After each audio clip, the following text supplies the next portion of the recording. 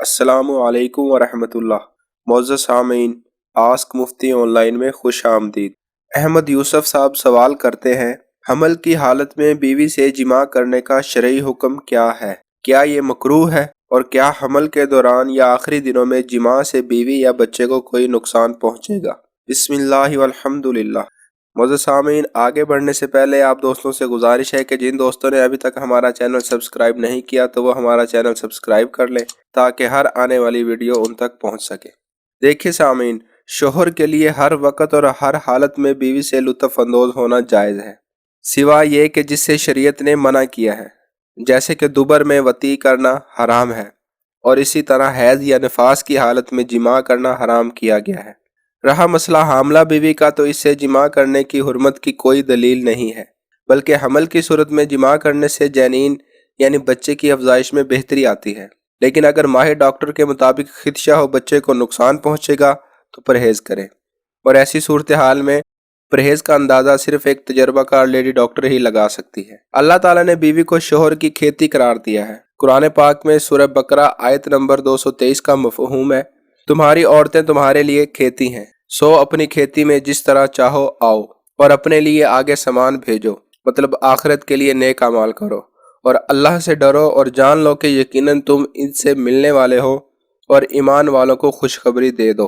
हाफिज इब्ने कसीर रहमतुल्लाह अलैह कहते हैं कि इब्ने अब्बास रजी अल्लाह ताला अन्हुमा का कहना है कि ये बच्चा पैदा होने की जगह है, तो तुम अपनी खेती में आओ, यानी जैसे चाहो आगे से या पीछे से, एक ही जगह यानी बच्चा पैदा करने वाली जगह से, जैसा कि अहादीस से साबित है। मतलब सामीन ये कि आपकी पोजीशन कोई भी हो, आगे हो या आप पीछे हो, लेकिन बच्चा पैदा करने वाली जगह से ही आपने सोहबत करनी है। सऊदी मुस्तकिल फतवा कमेटी के उलमा कराम से सवाल किया गया कि हमल के दौरान खावंद के लिए बीवी से कब जिमा से इज्तिनाब करना वाजिब है, और क्या खासकर हमल के पहले 3 माह के दौरान बीवी से जिमा करने से बचने के लिए नुकसान क्या है।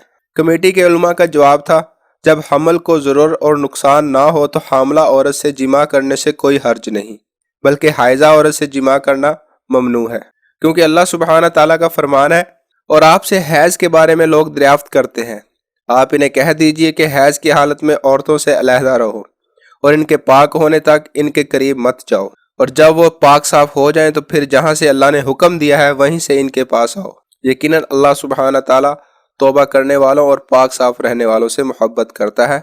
सूरह अल बकरा आयत नंबर 222। और निफास वाली औरत भी इस तरह है कि इससे पाक होने तक जिमा नहीं किया जाएगा, और इसी तरह हज और उम्रा के एहराम बांधने वाली औरत से भी जिमा नहीं किया जाएगा। रहा मसला हमल के आखिरी महीना में जिमा करना बीवी के लिए नुकसानदेह है या नहीं, इसके बारे में तजर्बाकार लेडी डॉक्टर से राब्ता किया जाए, क्योंकि ये औरत की तबीयत और हमल के एतबार से मुख्तलिफ होता है, और हमल के नतीजा में पैदा होने वाले असरात के एतबार से होगा जो मुख्तलिफ होते हैं, और इसे माहिर लेडी डॉक्टर ही बताएगी। लेकिन असल के एतबार से यही है कि हमल की हालत में जिमा करने से ना तो औरत को नुकसान है और ना ही बच्चे को कोई ज़रर है, बल्कि नबी अकरम सल्लल्लाहु अलैहि वसल्लम ने तो पेट में पाए जाने वाले बच्चे को खेती से मुशाहबत दी है, और आदमी की मनी को इस पानी से जो इस खेती को लगाया जाता है। जैसा कि अहादीस में जिक्र मिलता है, नबी अकरम सल्लल्लाहु अलैहि वसल्लम ने फरमाया, जो अल्लाह और यौम आखिरत पर ईमान रखता हो वो अपनी मनी किसी गैर के बच्चे को ना पिलाए।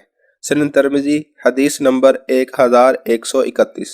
इमाम अहमद रहमतुल्लाह कहते हैं कि वती बच्चे की समात और बिसारत में इजाफे का बायस बनती है, इसलिए शरीयत ने कैद होकर आने वाली हामला लोंडियों से मुबाशरत करने से मना फरमाया है, क्योंकि हालत हमल में किया जाने वाला जिमा जनीन यानी पेट में मौजूद बच्चे के लिए मुफीद साबित होता है। रसूलुल्लाह सल्लल्लाहु अलैहि वसल्लम ने इन हामला औरतों के बारे में जो लोंडियां बनकर आती हैं, अहले इस्लाम को हुक्म दिया कि इनसे जिमा ना किया जाए जब तक वो बच्चे को जन्म ना दे लें, क्योंकि जिमा करने से इस जनीन की नशोनुमा में दौरान हमल जिमा करने वाले का भी हिस्सा शामिल हो जाता है। फिर वो बच्चा ना तो इस मुसलमान का वारिस बन सकता है, क्योंकि असल नुतफ़ा इस मुसलमान का नहीं बल्कि किसी काफिर का है जिसके अक़द में वो लोंडी पहले रही है, और ना ही वो बच्चा इस गुलाम बन सकता है, क्योंकि इस मुसलमान का नुतफ़ा भी इसकी नशोनुमा में शामिल हो चुका है। इन अहादीस से मालूम होता है कि दौरान हमल जिमा करने से बच्चे की नशोनुमा और सेहत में बेहतरी आती है और इसकी हिफाजत के नकाइस ख़त्म होते हैं। बिल्कुल इस तरह जिस तरह खेती को पानी लगाने से फसल सरसब्ज़ व शादाब होती है, لہٰذا دوران حمل اپنی بیوی سے جماع کرنا معیوب نہیں بلکہ مستحسن امر ہے، اور یہ جنین بچے کے لیے مفید بھی ہے۔ اس سے علم طب کا یہ مسئلہ بھی نکھر کا سامنے آتا ہے کہ حمل کی حالت میں رحم کا منہ بند نہیں ہوتا بلکہ کھلا رہتا ہے، اور مرد کے پانی کی اس تک رسائی رہتی ہے، اور یہ بھی ثابت ہوتا ہے کہ دوسرے سے حاملہ لونڈی سے جماع کرنا حرام ہے جب تک ان کا حمل وضع نہ ہو جائے۔ رہا مسئلہ، لوگ اکثر کہتے ہیں کہ حالت حمل میں جماع کرنے سے بچے کی پیدائش جلد ہو جاتی ہے۔ یہ قول صحیح نہیں، سوا یہ کہ اگر جماع بڑی زبردستی اور شدت سے کیا جائے اور عورت کا رحم کمزور ہو تو پھر تجربہ کار لوگوں کا قول یہی ہے۔ اس لیے خاوند کو چاہیے کہ وہ اپنی حاملہ بیوی کے نفسیات کا بھی خیال کرے اور اس کی تکلیف کا بھی، اور خاص کر آخری ایام میں، کیونکہ اس کے لیے تو بیٹھنا بھی دوبر ہو جاتا ہے۔ اس لیے خاوند کو جماع کے لیے مناسب حالت اختیار کرنی چاہیے تاکہ بیوی کو نقصان نہ ہو اور نہ ہی بچے کو نقصان پہنچے۔ واللہ تعالی عالم بالصواب۔